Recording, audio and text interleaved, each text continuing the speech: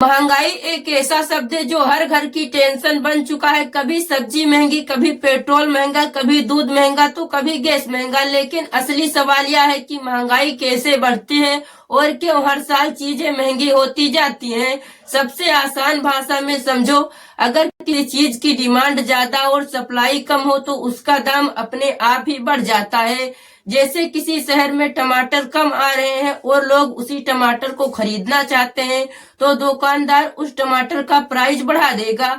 यही महंगाई की सबसे पहली वजह है। दूसरी वजह है पेट्रोल और डीजल। जब पेट्रोल और डीजल की कीमतें बढ़ती हैं तो ट्रक का किराया बढ़ जाता है, सामान लाने का खर्च बढ़ जाता है तो दुकानदार उसका खर्च ग्राहकों से वसूल करेगा। तीसरी वजह है कच्चा माल और उत्पादन खर्च। फैक्ट्रियों में बिजली महंगी, मजदूरों का खर्चा ज्यादा और पैकिंग महंगी और ट्रांसपोर्ट महंगा। इसी मजबूरी में कंपनियां अपने प्रोडक्ट का रेट बढ़ा देती हैं, जिससे बाजार में भी प्रोडक्ट का रेट बढ़ जाता है।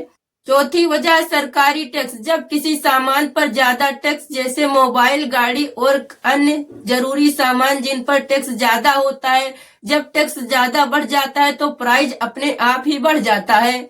पांचवी वजह है रुपए का गिरना। जब लोगों के पास रुपया ज्यादा हो जाता है और उन्हें सामान लेना जरूरी हो जाता है तो बाजार में दाम अपने आप ही बढ़ जाता है।